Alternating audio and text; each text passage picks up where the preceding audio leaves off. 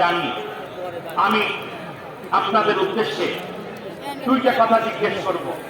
আল্লাহ রাব্বুল আলামিন এই পৃথিবীতে নূর দিয়েছেন। কি দিয়েছেন বলেন? নূর।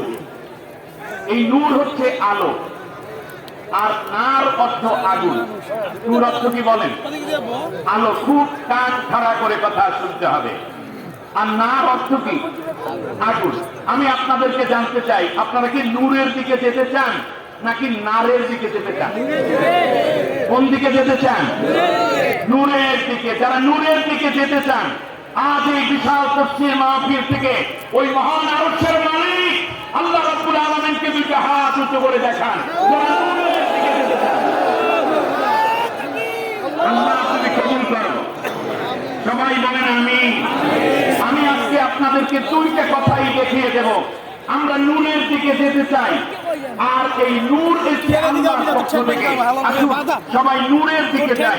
আল্লাহ রাব্বুল আলামিন বলেন, আমার সাথে করেন, আউযু বিল্লাহি মিনাশ বিসমিল্লাহির রাহমানির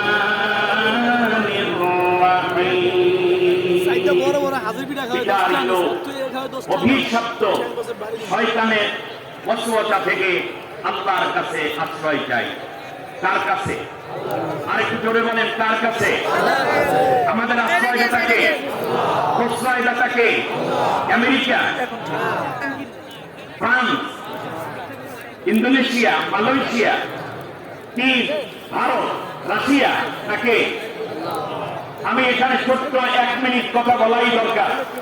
বিগত দিনগুলোতে আমার দেশে যে একটা সরকার ছিল, বিরোধী দলের হিন্দু মুসলিম হোক, নেতা নেত্রী হোক, সবাইকে বলেছে, বিভিন্ন উপাধি দিয়েছে গালিগালাজ করার জন্য। তার মধ্যে একটা ছিল, এই মানুষগুলো হচ্ছে যখনই তাদের বিরুদ্ধে কোনো ভালো সমালোচনা হতো, তখন তারা বলতেন যে এরা হচ্ছে পাকিস্তানের দালাল। ঠিক না? আচ্ছা, বিগত দিনগুলোতে মিথ্যা মামলা দেয়া হয়েছে, রিমান্ড দেওয়া হয়েছে, আয়না ঘরে নেওয়া হয়েছে, পঙ্গু করা হয়েছে, ক্রসফায়ার দেওয়া হয়েছে, ফাঁসি দেওয়া হয়েছে। বাংলাদেশের অন্য কোন দলের লোকেরা, আলেম ওলামা, যাদের উপর নির্যাতন করা হয়েছে, তারা কি কেউ পালিয়ে পাকিস্তান গেছে? কেউ গিয়েছে? যায় নাই। তাহলে বোঝা যায় বাংলাদেশে পাকিস্তানের কোন দালাল নাই। যদি থাকতো তাহলে পাকিস্তান পালিয়ে যেত। ঠিক না বলেন? আপনারা এই বিশ্ববাসীকে সাক্ষী রেখে দুইটা হাত একবার উঁচু করে বলেন, বাংলাদেশে পাকিস্তানের কোন দালাল। কিন্তু বাংলাদেশে ভারতের দালাল আছে। বুঝলেন কি করে? বুঝলেন কি করে? কারণ যে যেই দেশের দালাল, সে সেই দেশে পালিয়ে যায়। বাংলাদেশে পাকিস্তানের দালাল নেই, কিন্তু ভারতের দালাল আছে। আজ খুব মনে করে আল্লামা দেলোয়ার হোসেন সাইদ সাহেব মরহুম শহীদ, তিনি বলেছেন গাছের গোড়া ধরে 18 কোটি মানুষের নাড়া দিলে দিল্লি গিয়ে পড়বা মামা বাড়ি। ঠিক না বলে? আমরা বাংলাদেশে পাকিস্তানের কোন দালাল নাই, বাংলাদেশের দেশপ্রেমিক আছে। পাকিস্তানের দালাল যারা পালিয়ে গেছে। আল্লাহ তাআলা আমাদেরকে আল্লাহর কাছে আশ্রয় চাওয়ার মতো যোগ্যতা এবং হিম্মত দিয়ে বড় হওয়ার তৌফিক দান করুন। পরম করুণাময় অসীম দয়ালু আল্লাহর নামে শুরু করছি। আল্লাহু ওয়ালিয়্যুল্লাযীনা আমানু ইউখরিজুহুম মিনাজ যুলুমাতি ইলান নূর والذين كفروا أولياؤهم الطاغوت يخرجونهم من النور إلى الظلمات أولئك أصحاب النار هم فيها خالدون। আল্লাহকে যারা অভিভাবক বানিয়ে তার এই বিধান, আইন ও কানুনকে মেনে নিয়েছে, সেই আল্লাহ তাআলা তাদের নাম দিয়েছেন মুমিন। আর তিনি তাদেরকে অন্ধকার থেকে নূরের দিকে নিয়ে যান, আলোর পথে উদ্ভাসিত করেন। অপরদিকে যারাই আল্লাহকে অস্বীকার করেছে, তাদের অভিভাবক হচ্ছে, ওলি হচ্ছে তাগুতি শক্তি, যারা আল্লাহর জমিনে আল্লাহটা খেয়ে পড়ে, আল্লাহর বিরুদ্ধে আইন পাস করে দেশের মানুষের উপর চাপিয়ে দিয়ে সেই আইন মানতে বাধ্য করে। এদের নাম কি? তাগুত। আর এই তাগুতি শক্তি মানুষকে আলো থেকে অন্ধকারের দিকে নিয়ে যায়। আর শেষ পর্যন্ত তারা ঐক্যবদ্ধভাবে এই কুফরি শক্তি এবং তার অনুসারীরা জাহান্নামের মধ্যে চলে যাবে। আসহাবুন নার, তারা হচ্ছে আগুনের অধিবাসী, জাহান্নামের অধিবাসী, অনন্তকাল তারা সেই আগুনের মধ্যেই থাকবে। সম্মানিত ভাইরা, আজ আমি যখন কথা বলছি সেই মুহূর্তে আমি দেখতে পাচ্ছি আগামী দিনের আলো। আগামী দিনের কি আলো? আমরা আলো চাই না অন্ধকার চাই? আলো চাই। আপনারা বলুন তো দেখি, এই পৃথিবীতে বর্তমান যে জেনারেশনটা আছে, যাদের বিপ্লবে জুলাই আগস্টের আন্দোলনে এই দেশ নতুন করে আর এক স্বাধীনতা পেয়েছে, তাদেরকে বলা হয় জেনজি, জেনারেশন জেড অথবা জেনারেশন জে। এর আগে একটা ছিল silent generation, baby boomer generation, generation X, generation Y. আজ খুবই গুরুত্বের সাথে আমি যুবক ভাইদের আর দৃষ্টি আকর্ষণ করছি। এখন যে জেনারেশনটা আছে, এই জেনারেশনটা হচ্ছে জেন জি, মানে হচ্ছে জেনারেশন জে অথবা জেনারেশন জে। এদের বর্তমান বয়স হচ্ছে 12 থেকে, মানে বর্তমানে তাদের বয়স হচ্ছে 25 থেকে 18 থেকে 25 বছর। 18 থেকে কি 25 বছর। প্রত্যেকটা জেনারেশন এক এক সময় এক একটি কাজকে খুব পছন্দ করে। বর্তমান জেনারেশনের যেই অবস্থা, তার আলোকে আমি আজকে কোরআনের এই আলোচনাটুকু শুরু করতে চাই। এক সময় ছিল, খুব কান খাড়া করে শুনুন, এক সময় ছিল মানুষেরা শুধু শুনতে অভ্যস্ত ছিল, দেখার বেশি প্রয়োজন বোধ করতো না। যেমন আগের দিনে যারা ওয়াজ করতেন, পীর মাশায়েখরা এবং তাফসীর কারক, এমনকি আল্লামা দেলাওয়ার হোসেন সাঈদী সাহেব, চুক্তিবাদী হাবিবুর রহমান সাহেব, এইরকম সারসিনা পীর সাহেব, চরমনের পীর সাহেব, মোকামিয়ার পীর সাহেব, জৈনপুর, ফুরফুরা যারা ছিলেন, মানুষেরা শুনে শেষ হয়ে যেত। এখন কিন্তু বর্তমান জেনারেশন শুনতে শুধু অভ্যস্ত না, তারা দেখতেও চায়। ঠিক না বলেন? এই জন্য আবিষ্কার হয়েছে এলইডি, কত বড় বড় স্মার্ট বোর্ড দেওয়া হয়েছে। সুতরাং বর্তমান জেনারেশনের টার্গেট শুধু শোনা নয়, তারা দেখতেও চায় বিধায় বর্তমান ডিমান্ড পূরণের জন্য। আগে বাটন ফোন ছিল, এখন হচ্ছে ভিডিও দেখতে চাই, ভিডিও হোয়াটসঅ্যাপ দেখতে চাই, কল দিয়ে মেসেঞ্জারে কল দাও, একটু দেখতে চাই।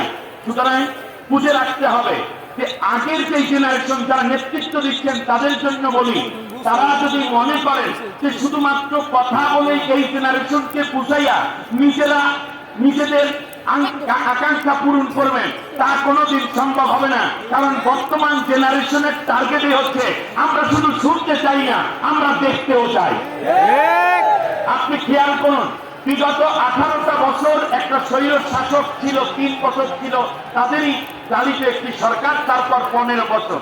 এই 18 বছর পর্যন্ত এই বিগত সরকার, আমি একবার উদাহরণ দিয়ে বলি, এই বিগত সরকার মুখে বলেছে উন্নয়ন, মুখে বলেছে ডিজিটাল, মুখে বলেছে স্মার্ট, মুখে বলেছে আমরা মধ্যম আয়, কিন্তু বাস্তবে আমার দেশের নতুন প্রজন্ম দেখেছে যে না, আমাদের মাথা পিছু ঋণ বেড়ে গেছে 1,13,765 টাকা। এখানে যাদেরকে রাজাকার বলা হয়েছে, তারা মূলত দেশপ্রেমিক, তার কারণ নির্দোষ মানুষকে ধরে ধরে হত্যা করা হচ্ছে। তারপরে তাদেরকে জঙ্গি নাটক সাজানো হয়েছে। আমার জেনারেশন দেখতে আসলে তো তারা এরকম না। এখন ওনারা ঘুষ, দুর্নীতি, মাদক, বেহায়া, বেপত্তা, জেনা, ধর্ষণের পাশাপাশি কত অন্যায় করছে। আমার জাতির লোকেরা টেলিভিশনে শুনছে একটা, আর তারা দেখতে পাচ্ছে একটা। এই জেনারেশন তারা শুনেছে, তা দিয়ে কিন্তু লড়াই করে নাই, তারা দেখেছে, তা দিয়ে তারা লড়াই করে এই শরীর শাসকের পতন ঘটিয়ে দেবে। সেই জন্য আমি খুব সাবধানে একটা কথা বলি, চেতন পটুয়াখালীর ছেলে, এজন্য বলি শুনুন, শুধুমাত্র কথা দিয়া যদি আপনারা এই জেনারেশনকে ঢোকায় ফেলতে চান, পারবেন না। তার কারণে এই জেনারেশন বুঝিয়ে দিয়েছে যে আমরা শুধুমাত্র শুনতে চাই না, আমরা দেখতে চাই তোমরা কি করো।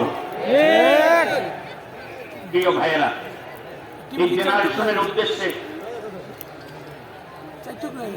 জেনজিদের জন্য আমার ছোট্ট একটা পরামর্শ, গল্প দিয়ে শেষ করতে হবে। সেটা হচ্ছে 15 বন্ধু কুয়াকাটা আছে ঘুরতে এসে দেখতেছে একটা হোটেলে লেখা, আপনি খেয়ে যান, বিল দেবে আপনার নাতিরা।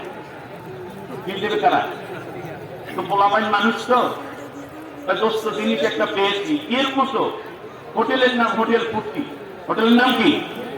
হোটেল ফুর্তি। 10 বন্ধু খেয়েছে, মাছ খেয়েছে 18 আইটেমের, ভর্তা খেয়েছে, গোস্ত খেয়েছে, এরপরে পানীয়, কোমল পানীয় এটাও খেয়েছে। বলে তার শেষে তো ফিরনি আছে, বলে ফিরনিও দাও, বরিশালের ফিরনি খাই নেই।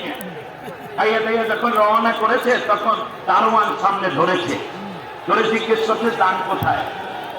ম্যানেজারের সাথে দেখা করে যান। বললো যে কেন? ম্যানেজারের কাছে গিয়ে বললো যে ভাই ওখানে দেখা আছে, আপনি খেয়ে যান, বিল দেবে আপনার নাতিরা। ওনারা চিন্তা করছে ছাত্র মানুষ, বিয়েই করি নাই, বাচ্চা হবে, সব ছেলে হবে, সেই ঘরে আবার সন্তান হবে, তারা বিল দেবে, আমরা একটু খেয়ে নেই ভালো করে। তখন ম্যানেজার বললো যে আপনার নাতি বিল দেবে আপনারটা, আপনার বিল তো চাই নাই, আপনার দাদাই যে খেয়ে গেছে সেই বিলটা দিয়ে দেন। সুতরাং জেনজি যারা বিভিন্ন খাওয়ান দাওয়ান কিন্তু আসতেছে তোমাদের কাছে, তোমরা মনে করবে না এটা খেয়ে কেউ যদি ওই খাওয়ান খাও আগের মতো, তাহলে কিন্তু আজকে যাবে। একজনে জিজ্ঞেস করে আমার দাদাই কত খেয়েছিল, বলে মাত্র 1,53,799 টাকা। মাথায় হাত দিয়ে বেহুশ হয়ে পড়ে গেছে। অতএবের আগে যারা খেয়েছে জনমের মতো, তারা সব পালিয়েছে। আমি আমার জেনজি ভাই বোনদেরকে বলবো, তোমরা এমন একটি দুনিয়া কায়েম করো, একটি রাষ্ট্র কায়েম করো, যেই নূর আল্লাহ তাআলা পাঠিয়েছেন। এই কথাটা আমি বলতে চাই কারণ আমরা উন্নত হতে চাই। আল্লাহ রাব্বুল আলামিন নূর, আল্লাহু নূরুস সামাওয়াতি ওয়াল আরদ। কোরআন নিয়ে আসছে যে ফেরেশতা, তিনি নূরের ফেরেশতা। নবীর কাছে আসছে, আল্লাহ রাব্বুল আলামিন বলেছেন ইয়া আইয়ুহান নাস ক্বাদ জাআকুম বুরহানুম মির রাব্বিকুম ওয়া আনজালনা ইলাইকুম নূরাম মুবিনা। আমি নবীকেও নূর বানিয়েছি। এরপরে আল্লাহ তাআলা বলছেন নূরিল্লাযী আনজালনা, আমি কোরআনকেও নূর বানিয়েছি। এই পাহাড়ের উপর কোরআন নাযিল হলো, এটাকেও আল্লাহর কুদরত হয়ে গেল, এটা জাবালে নূর। এরপরে আমাদের রূহগুলো ছিল আলামে আরয়ে, সেটাও নূর। জান্নাত কোন দিকে, নিচে না উপরে? আপনারা বলেন না, জান্নাত কোন দিকে? উপরের দিকে। সেই উপরে আমরা নূরের দিকে যেতে চাই, জান্নাতে যেতে চাই, ঠিক না? আল্লাহ নবী বলেছেন যখন কোন মানুষ ইন্তেকাল করে যদি নেককার হয়, তার রূহটা নিয়ে যাওয়া হয় ইলদিনে। আপনারা বলেন ইলদিন কোন দিকে, নিচে না উপরে? উপরে। আর সিদ্দিন কোন দিকে? নিচের দিকে। আমার ভাইয়েরা, এরপরে আপনাদের কাছে জানতে চাই, নূর যা বলেন আলো সব উপরের দিকে। যদি এই জাতিকে উপরের দিকে উঠতে হয়, তাহলে আল্লাহ রাব্বুল আলামিন বলেছেন যে ওয়াতাসিমু বিহাবলিল্লাহি জামিয়া।